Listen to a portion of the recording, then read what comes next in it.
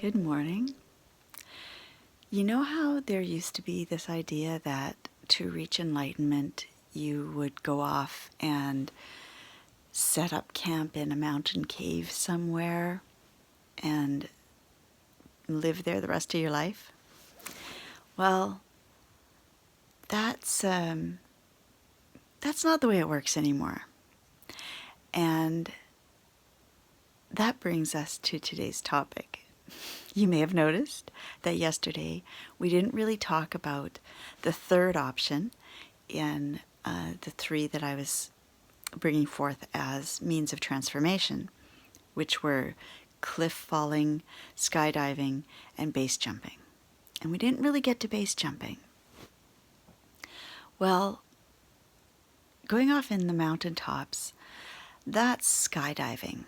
That's a way of taking yourself to right to the edge, where there's nothing left of the comforts and illusions and distractions, where you're just face to face with yourself, face to face with God, and you have no choice but to step up, pretty much. That's a really powerful tool, and there's a reason that for so many centuries or millennia, that's how sages did it.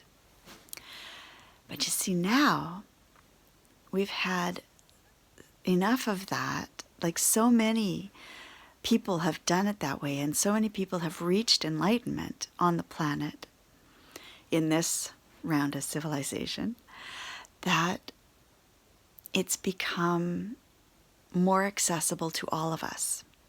I don't know if you know Rupert Sheldrake, but if you don't, look him up. He's brilliant. He's one of the few people I consider true scientists in the world. That may trigger people, but what I mean is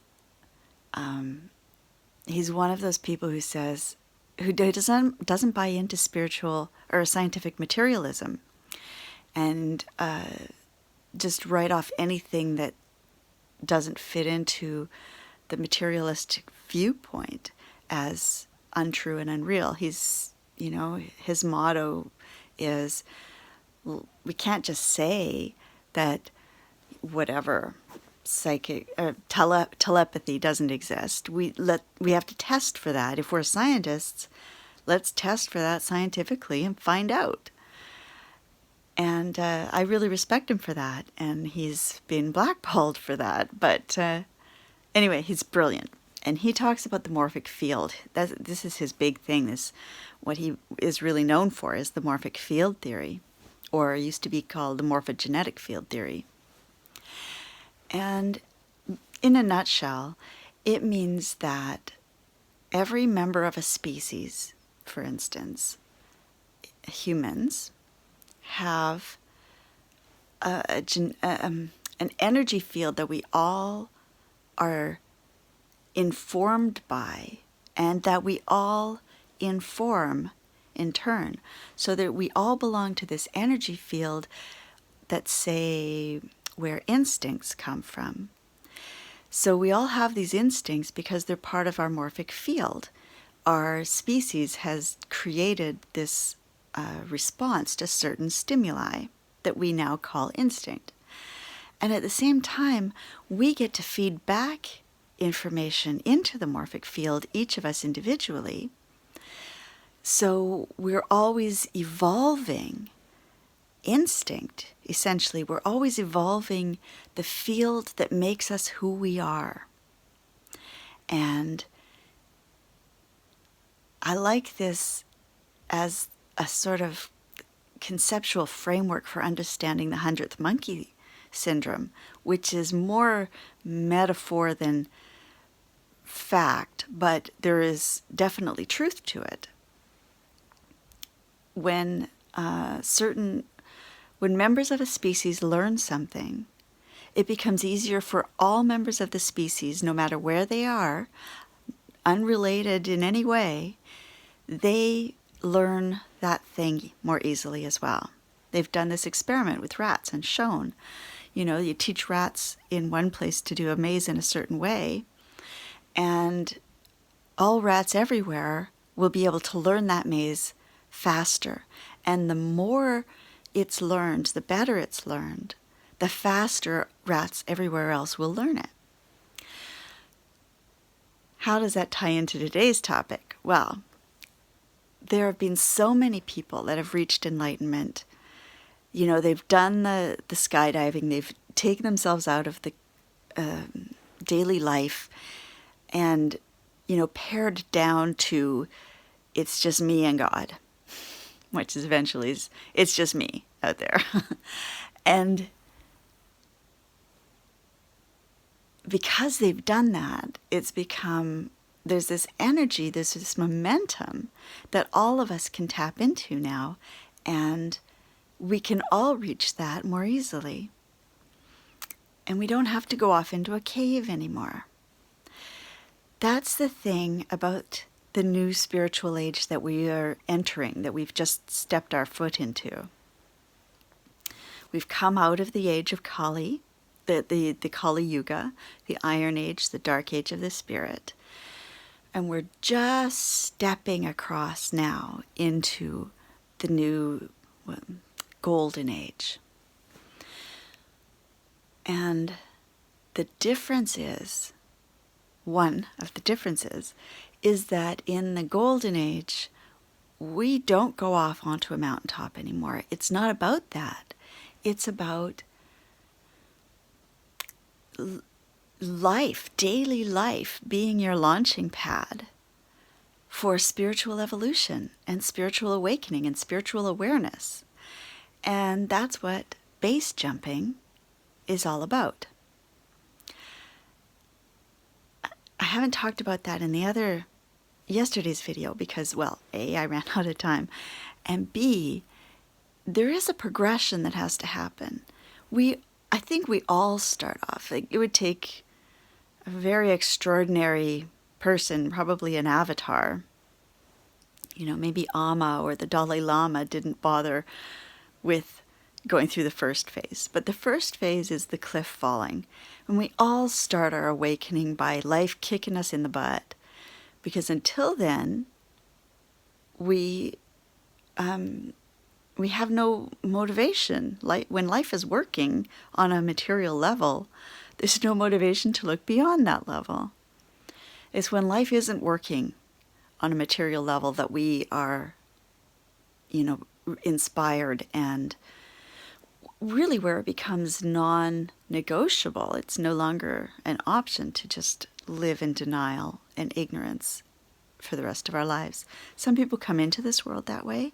If you have a severe, say, disability or something, or you come into a family situation that's already in that, already going to trigger you and set this thing up. I mean, we can come in with our universe kicking our butt from the very beginning is what I'm saying, but most of us, I think, just somewhere along the line, life doesn't work, and we need to look out for why and what we can do about it.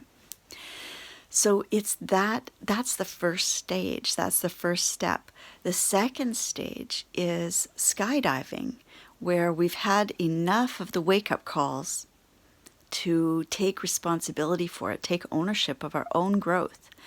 And we do it proactively. We're no longer waiting until crises happen. We're avoiding crises and averting crises by doing our growth purposefully and consciously and intentionally. So that's stage 2.